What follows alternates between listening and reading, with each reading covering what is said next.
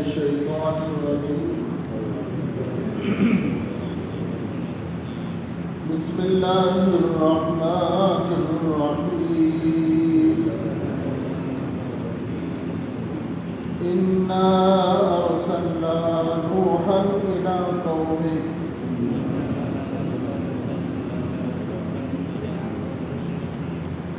قومه أن أنذر قومك من قبل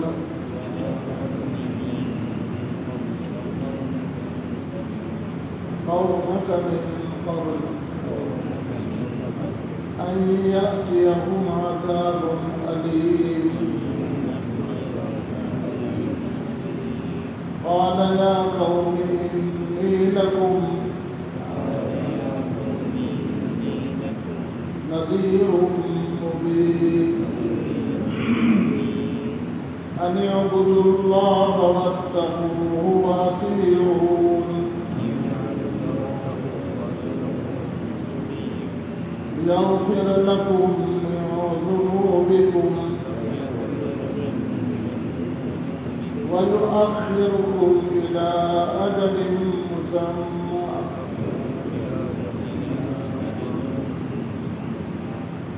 إن أجل الله إذا جاء لا يؤخر.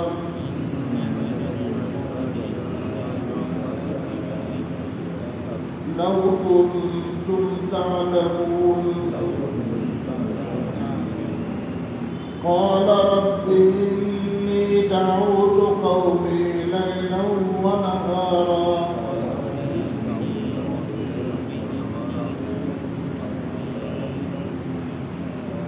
فلم يزدهم دعائي إلا فرارا.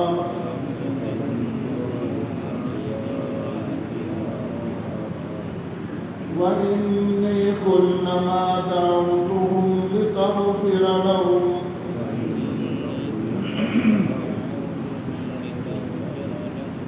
جعلوا أصابعهم في آذانهم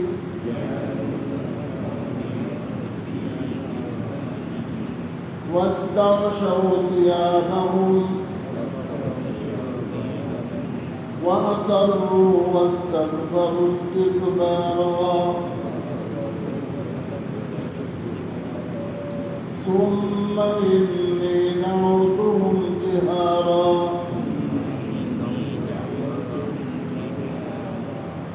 ثم إني أعلنت لهم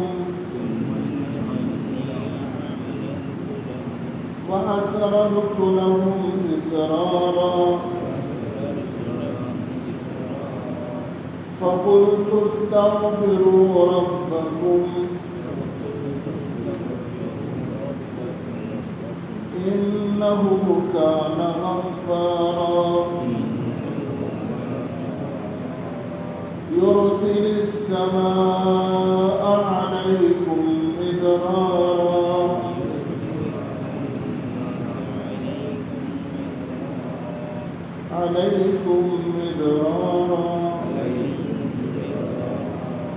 ويمددكم بأموال وبنين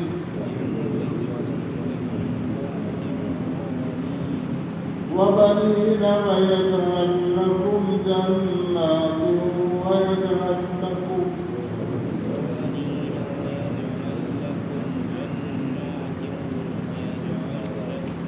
ويجعل لكم أنهارا.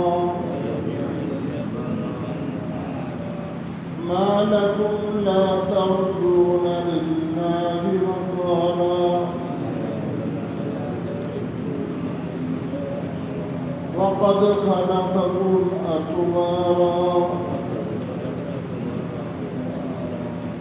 ألم تروا كيف خلق الله سبع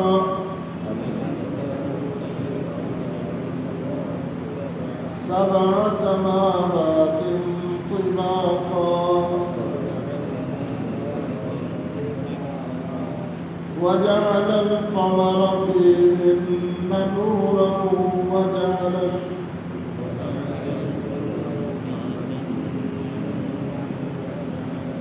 وجعل الشمس سراجا والله أنبتكم من الأرض نباتا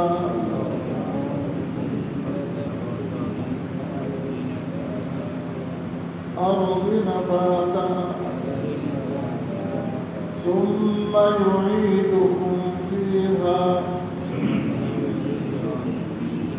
ويخرجكم إخراجا والله جعل لكم الأرض بساطا لتسلكوا منها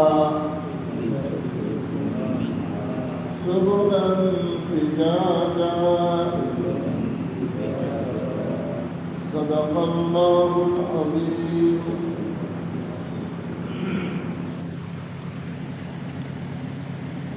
جو بھی پڑھی گئی انگلش کے پارے اور سورہ نوح کی آیت قرآن پاک اللہ تعالیٰ نے انسانوں کی ہدایت کے لیے ہوتا ہے. قرآن پاک میں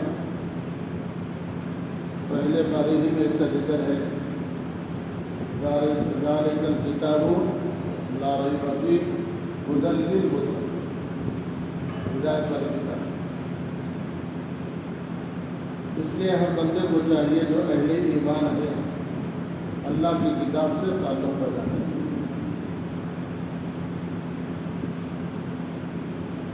قرآن پاک میں 114 سورتیں ہیں. ہر سورت کا نام الگ الگ ہے. سورہ فاتحہ، سورہ بقرہ، سورہ آل عمران. اسی طرح اس سورت کا نام ہے سورۃ نوح ہے. سورہ نوح ہے. بعض سورتوں کے نام اللہ نے نبیوں کی طرف منسوخ کیا.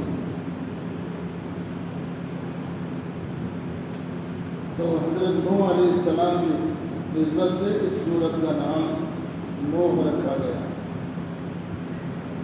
خاص طور پر اس سورت میں حضرت نوح علیہ السلام کی تبلیغ کا ذکر کرنا ہے. ان کی زندگی کا خلاصہ اس میں کہ انہوں نے جس طرح اللہ کے بندوں کو اللہ کی طرف بلایا اس کا ذکر موجود ہے. دیکھیے آیت ہے بسم اللہ الرحمن الرحیم انا ارسلنا نوحا. بے شک ہم نے بھیجا نوح علیہ السلام کو پیغمبر کو الی قومہ ان کی اپنی قوم کے پاس بھیجا.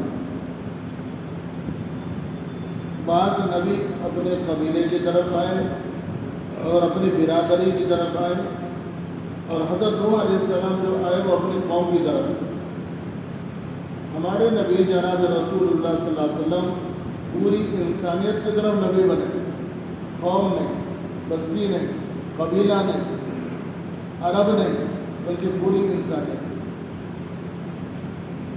انا ارسلناک کافۃ للناس بشیرا ونذیرا. سب کی طرف بھیجا. ہم نے نوح علیہ السلام کو بھیجا ان کی قوم کی طرف. کیوں بھیجے؟ کیا مقصد ہے؟ فرمایا ان انذر قومک کہ وہ تم اپنی قوم کو ڈراؤ، اپنی برادری کو، اپنے قبیلے کے افراد کو ڈراؤ اس سے پہلے کہ ان یاتیہم عذاب علیم ان کے پاس کوئی عذاب آئے. عذاب کے آنے سے پہلے جو اس قوم کو ڈرائیے. کیوں؟ اللہ کا ضابطہ یہ ہے جس بستی میں کوئی ڈرانے والا آتا ہے آنے کے بعد اس کی حجت پوری ہوگی. ماننا نہیں ماننا اختیار بندے کے. جب حجت پوری ہونے کے بعد اگر نہیں مانے تو پھر اللہ کی طرف سے عذاب آنا ہے. تو یہاں بھی فرمایا حضرت نوح علیہ السلام نے کہ اس سے پہلے تم اپنی قوم کو سمجھاؤ کہ ان کے پاس عذاب نازل ہو. ان یاتیہم عذاب علیم. اب حضرت نوح علیہ السلام اپنی قوم کے پاس گئے، نبی بن گئے، پیغام آ گیا، ڈرانے کا حکم دیا، تو اب دعوت دینے کے لیے اپنی قوم کے پاس گئے۔ قال یا قوم، حضرت نوح علیہ السلام نے کہا اے میری قوم، انی لکم نذیر مبین، بے شک میں تمہیں واضح طور پر کھلم کھلا ڈرا رہا ہوں، میں جو ہے واضح طور پر تمہیں ڈرا رہا ہوں، میں تمہیں ڈرانے والا ہوں، بنا کر بھیجا گیا نا، میں تمہیں ڈرا رہا ہوں، دعوت دے رہے ہیں۔ کس بات کی دعوت ہے؟ ان اعبدوا اللہ واتقوہ، اللہ کی عبادت کرو، ان اعبدوا اللہ، اللہ کی عبادت کرو۔ حضرت نوح علیہ السلام جس زمانے میں نبی بنے تھے، ان کی قوم بہت زیادہ بت پرستی میں مبتلا تھی، مورتیوں کی پوجا کرتے تھے، طرح طرح کے درندوں کی پوجا کرتے تھے، اور ہر موذی جانور کو خدا مانے تھے۔ حضرت نوح علیہ السلام نے کہا ان اعبدوا اللہ، اللہ کی عبادت کرو، واتقوہ، اور اس سے ڈرو، اللہ سے ڈرو، کیوں؟ وہ اللہ بڑی طاقت والا، قدرت والا ہے، اس سے ڈرو۔ واطیعون، اور سنو جو کچھ میں لے کر آیا ہوں میری اطاعت کرو، اللہ نے مجھے رسول بنایا، نبی بنایا، تو میری بات مانو، میری بات مانو، اللہ کو ایک مانو، اور پھر میرے لائے ہوئے دین پر طریقوں پر چلو اور میری بات مانو۔ انعام کیا ملے گا؟ یغفر لکم من ذنوبکم، اللہ تمہارے گناہوں کو بخش دے گا۔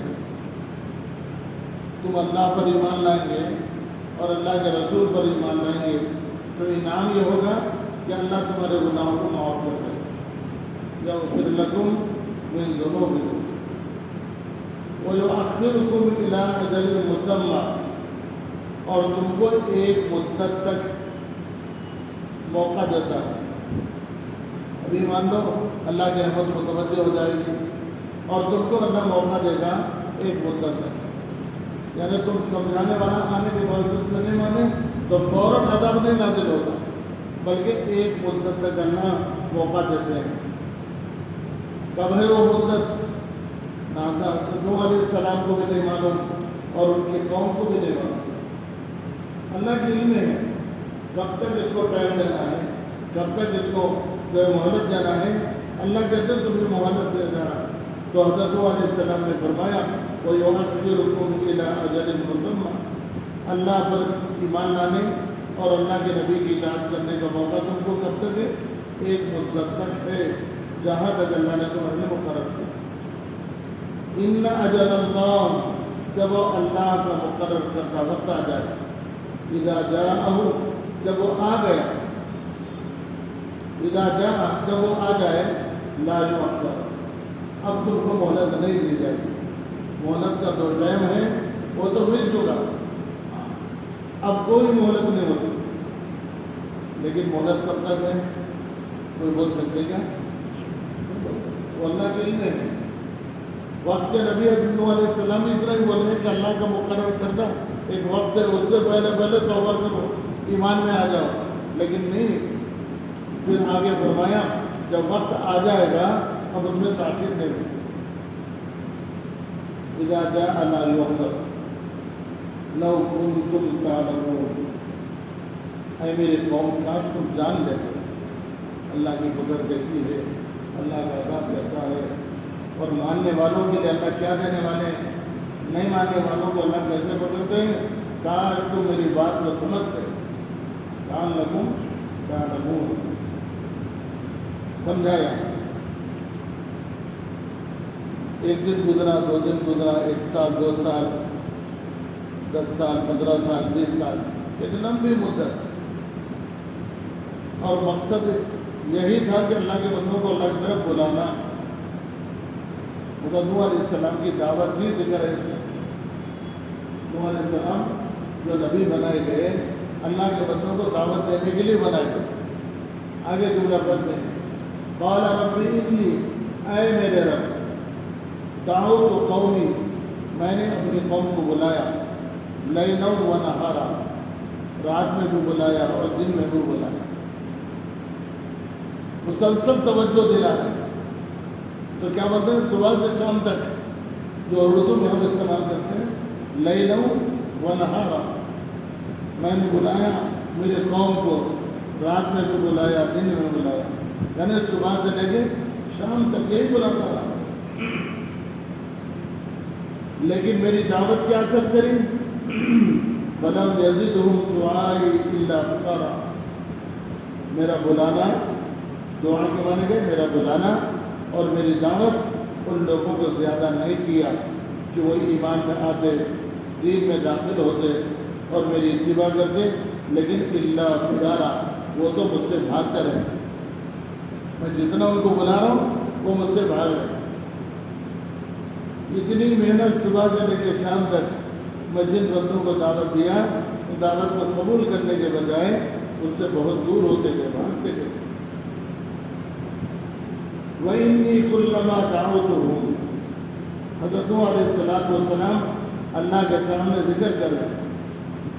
پہلی شکایت تو بھی میں بلایا لیکن جواب نہیں آئے، صبح سے لے کے شام تک پکارا، دعوت دی، لیکن میں جتنا بلانے جاتا ہوں وہ بھاگتے جا رہے۔ اور پھر آگے کہا وَإِنِّي كُلَّمَا دَعَوْتُهُمْ، اور بے شک میں جب بھی ان کو بلایا، دعوت دی اللہ کی طرف، اطاعت کی طرف، مقصد کیا تھا؟ لِتَغْفِرَ لَهُمْ، میں نے دعوت اس لیے دی کہ پروردگار تو ان کو بخش دے، ان کو کیا کہتے ہیں؟ بخش دے، معاف کر دے۔ تیرا وعدہ ہے جو بندہ کتنا ہی گنہگار کیوں نہ ہو لیکن جب ایمان میں داخل ہوگا اللہ پچھلے گناہ کو معاف کر دیتا ہے۔ لِتَغْفِرَ لَهُمْ، اچھا میرے قوم کا عمل یہ ہے جب بھی میں ان کو بلاتا تاکہ تو ان کو بخش دے، لیکن ان کا عمل یہ ہے جَعَلُوا أَصَابِعَهُمْ فِي آذَانِهِمْ، کہ وہ اپنی انگلیوں کو اپنے کانوں میں رکھ لیتے تھے تاکہ نبی کی بات ہی کان میں نہ پڑے۔ کان کھلے رہے تو سن نہیں آتا، اگر کان میں انگلیاں رکھ لے تو سنائی نہیں دیتا۔ تو نوح علیہ السلام کہتے ہیں کہ اللہ میں جب بھی میرے قوم کو بلایا، بجائے میری دعوت پہ لبیک کہنے کے بجائے یہ اپنے کانوں میں انگلیاں رکھ لیتے تھے تاکہ میری آواز ان تک نہ پہنچے۔ جعلوا أصابعهم في آذانهم، اپنے کانوں میں بند کر لیتے، آواز نہیں پڑتا۔ واستغشوا ثيابهم، اور اپنے چہرے کو کپڑا ڈال کے چھپا لیتے، نہ دیکھے میرے۔ ایسا ہوتا ہے کہ نوح علیہ السلام اپنے قوم کی طرف آئے تھے، قوم میں خاندان کے لوگ آتے، کوئی بھتیجا ہے، کوئی بھانجا ہے، کوئی بھائی ہے، کوئی ملنے والا ہے، کوئی پڑوسی ہے، رشتے دار ہے، پیسہ دیں گے نا، آدمی کو شرمندگی ہوتی ہے، ارے بھائی میرا بھائی بلا، میرا چاچا بلا، میرے ماموں بلا رہے، میں کیسے جاؤں؟ ذرا کیا کرتے ہیں اپنے چہرے پہ کپڑا ڈال دیتے، ہو سکتا ہے یہ بھی ہو۔ واستغشوا ثيابهم، کہ وہ اپنے چہرے کو چھپا لیتے تھے، نہ دیکھیں۔ وَأَسَرُّوا، اور اپنے غلطی کے اوپر مصر تھے، حد سے مصر نہیں ہوتے، بولتے نا کتنی دفعہ سمجھا رہے، سننے کو تیار نہیں۔ تو اللہ بھی کہتے وَأَسَرُّوا وَاسْتَكْبَرُوا اسْتِكْبَارًا، اور اپنے کبر کے اندر، بڑائی کے اندر مست تھے۔ کسی کو اللہ مال دے دیا، کسی کو عہدہ مل گیا، کسی کو خوبصورتی مل گئی، کسی کو دنیا کی کوئی چیز مل گئی، ہر ایک اپنے ملی ہوئی چیزوں پر اترانے لگے، تکبر کرنے لگے۔ اور حضرت نوح علیہ السلام بیچارے سمجھا رہے، پیغمبر ہیں، تواضع ہوتی ہے، انکساری ہوتی ہے اور جو ہے ہمدردی ہوتی ہے، لیکن یہ لوگ سننے کو تیار نہیں، اٹھ کے ملنے کو تیار نہیں، بس جو ہے سمجھداری سے جو جواب دینے کو تیار نہیں ہے، وہ تو اپنے کانوں کو بند کر لے رہے، چہرے پہ کپڑا ڈال لے رہے تاکہ حضرت نوح علیہ السلام ان کی طرف متوجہ نہ ہو۔ واستكبروا استكبارا، یہ کبر بہت بڑا گناہ ہے۔ استکبار کیسے بولتے ہیں؟ اپنے کو بڑا سمجھنا۔ یہ عام طور پر انسانوں کے اندر یہ بہت بڑا فتنہ ہے، استکبار۔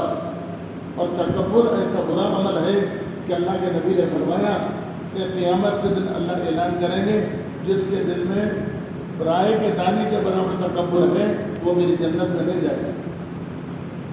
لیکن امت کے اندر ہوتا ہے کسی کو مال کا تکبر, کسی کو خوبصورتی کا تکبر, کسی کو اپنی زبان کا تکبر, کسی کو اپنے میں ہی ہوں عبادت کرنے والا, اس کا بھی تکبر ہوتا ہے, مجھ سے بڑھ کر عبادت کو کرنا.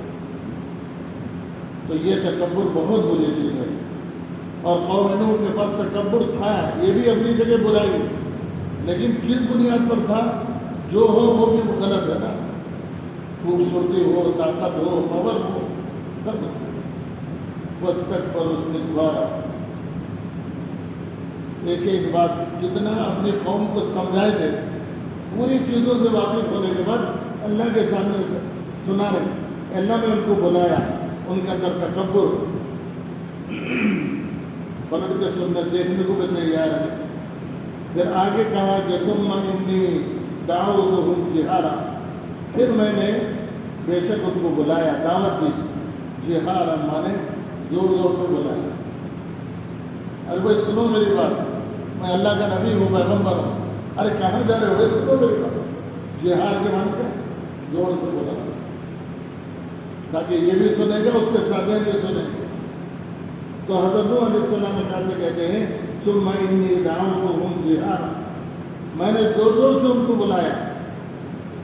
ثم انی اعلنت لہم واسررت لہم اسرارا, پھر علل اعلان جہاں مجمع ہوتا ہے وہاں بھی میں نے علل اعلان ان کو دعوت دی اور چپکے چپکے بھی بلایا. دوست ہے گھر پہ جا کے, پڑوسی ہے اس کے گھر پہ جا کے ملاقات کرے, تنہائی میں بات کرے. تو دعوت دینے کے دو طریقے ہیں. ایک تو علل اعلان, جیسے جمعہ میں بیان ہو گیا, شب معراج میں بیان ہوگا, شب قدر میں بیان ہوگا, علل اعلان. اور ایک دعوت یہ ہے جیسے گھر میں جا کے لوگ ملاقات کرتے ہیں. حضرت نوح علیہ السلام کہتے ہیں میں نے دونوں طریقے سمجھائے. اللہ ثم انی اعلنت لہم واسررت لہم اسرارا, چپکے چپکے سمجھایا.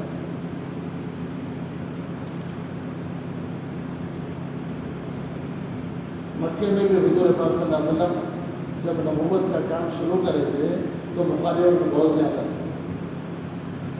تو آپ کیا کرتے ہیں, چپکے چپکے سمجھاتے تھے. اور دونوں ایک ہی گھر کے اندر ہیں, بھائی کو نہیں معلوم کہ بہن مسلمان, بہن کو نہیں معلوم کہ بھائی مسلمان ہے. اتنا چھپا کے دین میں پہنچا.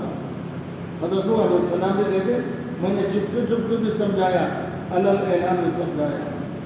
فقلت, بس میں نے کہا استغفروا ربکم, تم اپنے رب کے سامنے معافی چاہو, گھبراؤ نہیں کہ میں 70 سال سے گناہ کر رہا ہوں, 60 سال سے جو بت پرستی کر رہا ہوں, شرک کر رہا ہوں.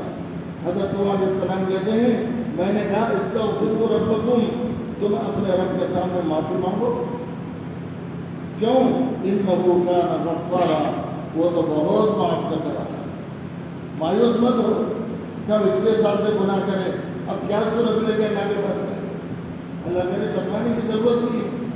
نوح علیہ السلام نے اپنے قوم سے کہا شرماؤ مت, اب بھی معافی چاہو, اللہ معاف کرے گا. اللہ کے پاس تو جو ہے حساب نہیں ہے, اللہ کے پاس تو دیکھتے ہیں کہ بندہ کب میری طرف متوجہ ہوتا ہے. حضرت شیخ نے اپنی کتاب میں لکھا ایک بت پوجنے والا عابد تھا, اور عربی میں بت کو کہتے صنم, کسے بولتے صنم. صنم کے بنے گا پتھر کا بنا ہوا مورتی, اس کی پوجا کرتا تھا. مانگتے مانگتے پوچھتے پوچھتے 70 سال گزر گئے. ضرورت اس کی بات نہیں. اللہ بھی اپنے بندوں کو دیکھ رہے.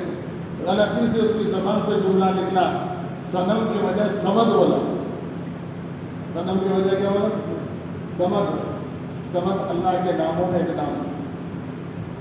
70 سال جو پتھر بھی گزرا تھا اس کی طرف سے کوئی جواب نہیں.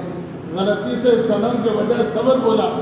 اللہ آسمانوں پر اعلان کرے اے میرے بندے کیا ہے تیری ضرورت پر مجھ سے. اللہ نے دیکھتے اب آیا بیٹا 10 سال کے بعد دیکھے گیا اللہ تو متوجہ ہوتے ہیں انہو کان غفارا اللہ بہت معاف کرنے والا درگزر کرنے والا. یہ تو دعوت ہو گئی. دعوت پر اللہ انعام کیا دیں گے؟ دنیا میں کیا انعام، آخرت کا انعام کیا؟ آخرت کا انعام تو بس کہ اللہ بھول گناہوں کو معاف کر دیں گے، درگزر کر دیں گے. اور دنیاوی انعام یہ ہے یرسل السماء علیکم مدرارا، تم ایمان لانے اور نبی کی اطاعت کرنے کے بدلے میں اللہ تم کو دنیا کا انعام یہ دے گا، آسمان سے اللہ بارش برسائے. اس لیے کہ پوری دنیا کی بقا پانی پر ہے. اگر پانی نہیں ہے تو ہر جگہ مسائل ہی مسائل.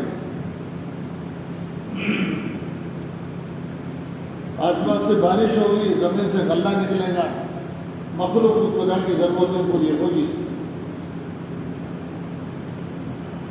تو یہاں کہتے ہیں یرسل السماء علیکم مدرارا، آسمان سے اللہ رب العزت تمہارے لیے بارش برسائیں گے. مدرار کہتے ہیں مسلسل، جیسے تم کو ضرورت ہوتی ہے اللہ ویسے بارش ہوتا ہے. جب تمہیں ضرورت ہوگی اللہ تعالیٰ، ایک تو بارش ہوگی تو کھیتیاں تمہاری ہری بھری ہو جائیں گی، تمہارے باغات ہرے بھرے ہو جائیں گے، اور تمہاری اللہ کی طرف سے راستے کھلیں گے نام کے. مدرار. اور دوسرا انعام کیا ہوگا؟ وَيُمْدِدُكُمْ بِأَمْوَالٍ وَبَنِينَ، اور اللہ تبارک و تعالیٰ تمہارے مال کے اندر بھی اور تمہاری اولاد میں بھی زیادتی کریں گے. اولاد بھی زیادتی ہوگی اور مال بھی. يُمْدِدُكُمْ بِأَمْوَالٍ وَبَنِينَ وَيَجْعَلْ لَكُمْ جَنَّاتٍ وَيَجْعَلْ لَكُمْ أَنْهَارًا. اللہ اولاد بھی دیں گے، مال بھی دیں گے، اور بڑے بڑے کھیتیاں بھی تم کو دیں گے، اور بہترین نہریں بھی تمہیں دیں گے. یہ تمام چیزیں اللہ کی طرف سے انعام ملیں گے. مال بھی، اولاد بھی، اور کھیتیاں بھی، اور بہترین کھیتیوں کا پانی بھی، یہ سب اللہ کا انعام ہے. اتنے انعامات ہیں. پھر آگے فرمایا مَا لَكُمْ لَا تَرْجُونَ لِلَّهِ وَقَارًا. اے قوم، کیا ہوا تم کو؟ اب بھی تم لوگ اللہ کی طرف رجوع ہونے کو تیار نہیں. اللہ کی طرف سے دنیا بھی ہے اور اللہ کی طرف سے آخرت بھی ہے.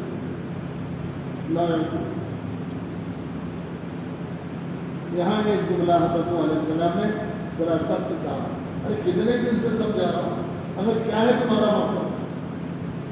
کیوں اللہ کی طرف متوجہ نہیں ہوتے؟ ارے دیکھو اللہ کون ہے. فرمایا وَقَدْ خَلَقَكُمْ أَطْوَارًا، تمہارے اوپر جو آسمان ہے وہ چیزیں بھی آگے بتا رہے ہیں. اور فرمایا تم کو اللہ نے مختلف طریقے سے بنایا. اطوار طور کے مختلف طریقے سے، ہر ایک کی شکل الگ، ہر ایک کا رنگ الگ، ہر ایک کی چال الگ، ہر ایک کی حال الگ، ہر ایک کی غذا الگ، ہر ایک کی طبیعت الگ. وقد خلقکم اطوارا، الگ الگ طریقے سے انہیں بنایا. ایک ہی گھر میں ماں باپ کی 5 اولاد ہیں، 5 کا مزاج الگ، 5 کا کلر الگ، 5 کی عادت الگ. وقد خلقکم اطوارا، یہ اللہ کی قدرت ہے. کون کر سکتے ہیں؟ اللہ ہی کر سکتے ہیں. ورنہ دنیا میں جتنی مشینیں بنے ہیں، جا کے بتا تو یہ ماڈل کا ہونا، بولے کہ یہ ماڈل کرنے کا ہونا نہیں. یہ ماڈل میں ملتا ہے. آپ ایک لیے تو 1 لاکھ جو ہوتی ہے دے دو، ذرہ برابر کی تبدیلی نہیں ہو سکتی. پورا مشین اسی کا ہے کہ نہیں ہے؟ مگر اللہ کا نظام قدرت یہ ہے کہ ایک ماں اور باپ میں ہونے والی اولاد ہر ایک کے اندر بڑا فرق ہوتا ہے. وَقَدْ خَلَقَكُمْ أَطْوَارًا أَلَمْ تَرَوْا، پھر سمجھانے کیا تم نہیں دیکھتے جس خدا کی طرف میں تم کو بلا رہا ہوں، كَيْفَ خَلَقَ اللَّهُ، اس اللہ نے کیسے پیدا کیا. 7 سماوات طباقا، 7 آسمان بنا. کتنے؟ 7 آسمان. طباق کہتے ہیں ایک کے اوپر ایک رکھے. ایسا نہیں کہ آوازو بازو رکھے پورا آسمان ہم کو دکھائی دے رہا. یہ 7 نہیں ہے بلکہ کیا ہے؟ ایک ہی ہے. اس کے اوپر دوسرا ہے, اس کے اوپر تیسرا ہے, اس کے اوپر چوتھا ہے. اس طرح اللہ کہتے ہیں طباقا, ہم نے آسمانوں کو ایک کے اوپر ایک کے اوپر ایک رکھا. صرف اللہ کی ذات ہے. جیسے پہلے آسمان بغیر ستونوں کے کھڑا ہے نہیں, اس کے اوپر دوسرا آسمان بھی بغیر ستونوں, تیسرا بھی ایسے. 7 آسمان بنائے اور 7 کے ساتھ تو ایسے ہی ہے. کیسی اللہ کی قدرت ہے. اس خدا کو کیوں نہیں مانتے؟ مان لو. پھر آگے فرمایا وَجَعَلَ الْقَمَرَ فِيهِنَّ نُورًا, اور اللہ تبارک و تعالیٰ نے آسمانوں کے بیچ میں چاند کو بنایا جس کے اندر روشنی روشنی, نور ہی نور ہے. وَجَعَلَ الْقَمَرَ فِيهِنَّ نُورًا وَجَعَلَ الشَّمْسَ سِرَاجًا, اور آسمانوں کے بیچ میں اللہ نے ایک جو ہے سورج بنایا جو بالکل جو ہے چراغ کا کام دیتا ہے. اندھیرے کمرے میں آدمی اندھیرا محسوس کرتا ہے, چراغ جلا دو تو پورا روشن ہو جاتا ہے کمرہ پورا. ویسے اللہ کہتے ہیں کہ پوری دنیا اندھیرے میں تھی اور ہم نے سورج کو جب پیدا کیا تو پھر وہ چراغ کا کام دینے لگا اور پوری دنیا روشن ہو گئی. وَجَعَلَ الشَّمْسَ سِرَاجًا وَاللَّهُ أَنبَتَكُم مِّنَ الْأَرْضِ نَبَاتًا. کون ہے اللہ؟ اللہ وہ ہے جو زمین سے ہر قسم کی نباتات تمہارے لیے پیدا کرا. نبات کہتے ہیں جڑی بوٹی, ہریالی, سبزی, دانا, سب چیزیں کون پیدا کرے؟ اللہ پیدا کرے. گرما کے دن ہوتے ہیں ریگستان میں بالکل ریت ہی ریت سرخی زمین نظر آتی ہے. بارش کی بوندا باندی ہوگی, اگلے دن صبح جا کے دیکھو ہریالی میں تبدیل ہو جاتا ہے. وَاللَّهُ أَنبَتَكُم مِّنَ الْأَرْضِ نَبَاتًا, ہم نے زمین بنائی اور زمین سے ہمارا قسمیں نکالتے تھے. اور سنو, زمین سے صرف نباتاتی نہیں بلکہ انسان کو بھی نکالتے. ثُمَّ يُعِيدُكُم فِيهَا وَيُخْرِجُكُم إِخْرَاجًا, پھر تم کو اللہ اس میں لوٹائیں گے, زمین میں دفن کریں گے, لوٹائیں گے. وَيُخْرِجُكُم إِخْرَاجًا, پھر ایک مدت کے بعد پھر اسی زمین سے تم کو باہر نکالیں گے. قیامت کا دن. وہ اللہ کی بڑی قدرت ہے. زمین کو ہمارے لیے نباتات کے لیے بھی بتائیں, اور کہاں تمہارے مرنے کی جگہ بھی وہی, اٹھنے کی جگہ بھی رہی. وَاللَّهُ جَعَلَ لَكُمُ الْأَرْضَ بِسَاطًا, اور اللہ ہی وہ ہے جس نے تمہارے لیے زمین کو بستر بنایا, بساط, فرش بنا دیا. جہاں چاہے بیٹھو, جہاں چاہے لیٹو, کوئی چیز تمہارے پاس نہیں ہے تب یہ زمین کے اوپر آپ آرام کر سکتے ہو. یہ اللہ نے بنائی. اللہ کی قدرت کو دیکھو. لِتَسْكُنُوا مِنْهَا سُبُلًا فِجَاجًا لِتَسْلُكُوا مِنْهَا سُبُلًا فِجَاجًا, کہ اس زمین کو ہم نے تمہارے لیے بستر بنایا اور پھر اس زمین میں ہم نے تمہارے لیے کشادہ راستے بنائے. چھوٹی چھوٹی گلیاں, بڑی بڑی سڑکیں, آرام سے ایک منزل سے آدمی دوسری منزل پر سفر کرتا ہے. تو اللہ تبارک و تعالیٰ کا تعارف کروائے حضرت نوح علیہ السلام اپنے قوم سے کہ دیکھو میں جس خدا کی طرف بلا رہا ہوں وہ خدا اتنی قدرت و طاقت کا مالک ہے. پھر اس کے بعد کی دوسری دعا حضرت نوح علیہ السلام نے اللہ تعالیٰ سے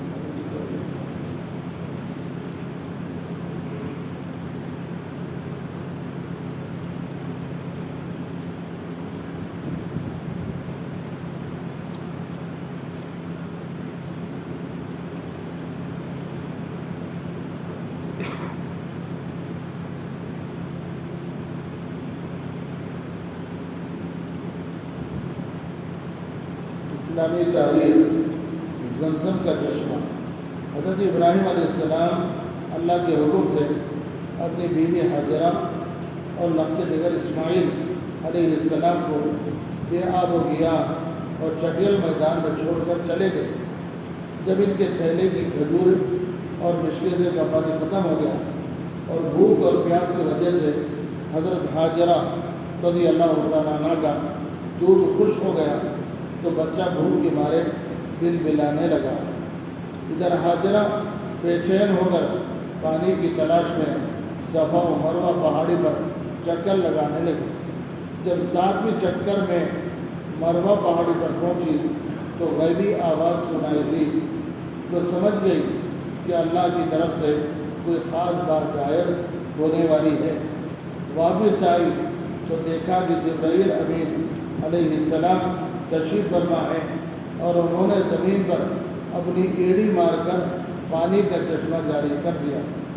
بہتے پانی کو دیکھ کر حضرت ہاجرہ نے زمزم رک جا کہا۔ اسی دن سے اس کا نام زمزم ہو گیا۔ اگر حضرت ہاجرہ اس پانی کو نہ روکتی تو وہاں پانی کے نہریں جاری ہو جاتی۔ یہ چشمہ ہزاروں سال تک بند پڑا تھا۔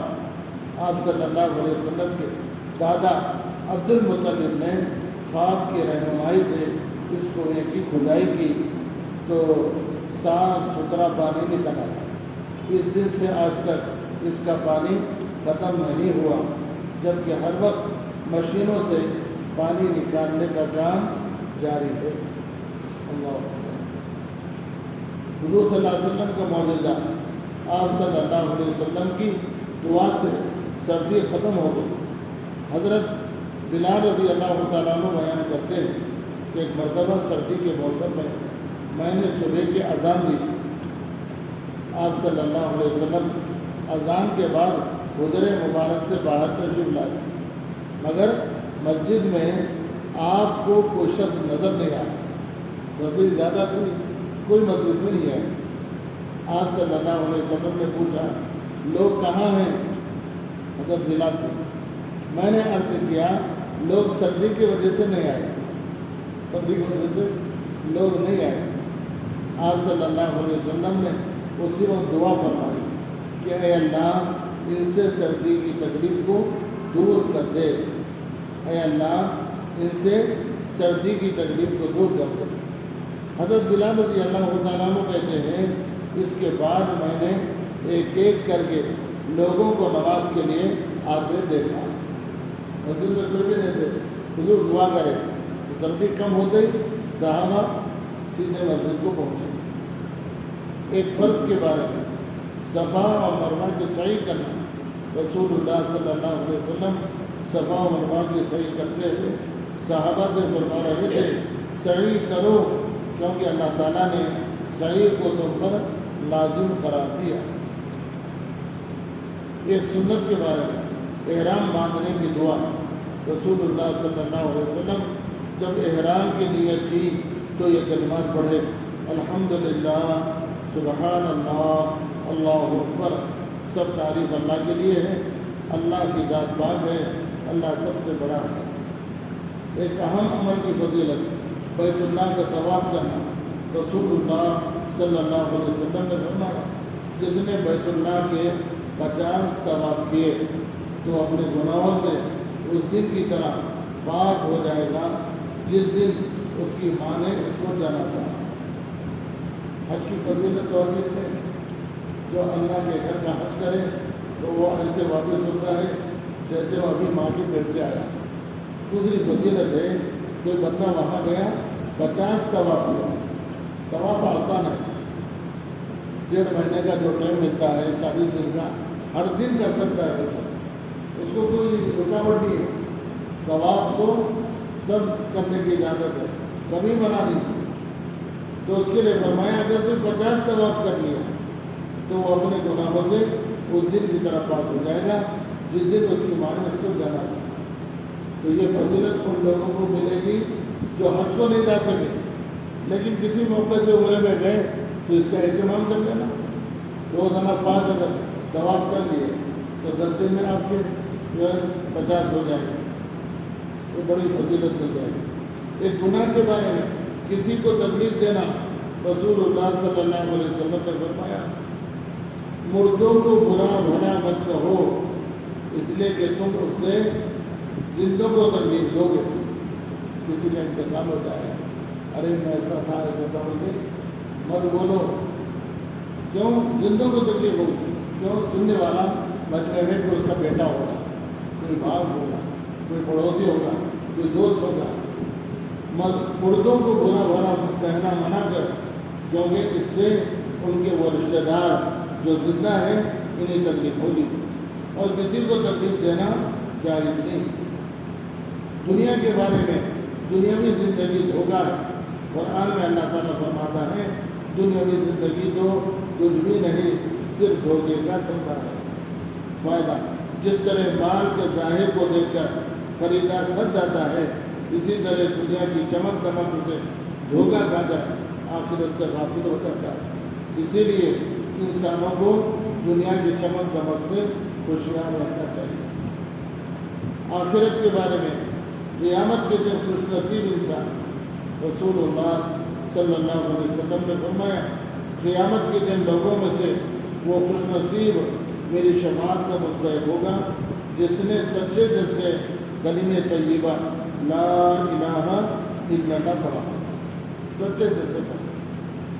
طب نبوی سے علاج، آب زمزم سے علاج۔ رسول اللہ صلی اللہ علیہ وسلم نے فرمایا زمین پر سب سے بہترین پانی آب زمزم ہے، یہ کھانے والے کے لیے کھانا اور بیمار کے لیے شفا ہے۔ پانی جو نیت کر کے پیتے اللہ سے مراجعت کرتا ہے۔ نبی کی نصیحت، رسول اللہ صلی اللہ علیہ وسلم نے فرمایا دنیا لمحہ بلمحہ گزرتی جا رہی ہے اور آخرت سامنے آتی جا رہی ہے، اور اس دنیا میں دونوں کے چاہنے والے موجود ہیں۔ دنیا کے اندر دونوں کے چاہنے والے موجود ہیں۔ تم کو دنیا کے مقابلے میں آخرت اختیار کرنی چاہیے، کیونکہ دنیا عمل کی جگہ ہے، یہاں حساب و کتاب نہیں، اور آخرت حساب و کتاب کی جگہ ہے، وہاں عمل کرنے کا موقع نہیں۔ الحمدللہ رب العالمین، اللہم صلی علی سیدنا شفیعنا حبیبنا مولانا محمد ربنا آتنا فی الدنیا حسنہ وفی الآخرۃ حسنہ وقنا عذاب النار۔ ربنا لا تزغ قلوبنا بعد إذ هديتنا وهب لنا من لدنك إنك أنت الوهاب۔ ربنا تقبل منا إنك أنت السميع العليم وتب علينا إنك أنت التواب الرحيم۔ صل وسلم وبارك على سيدنا مولانا محمد وعلى آله وأصحابه أجمعين والحمد لله رب العالمين۔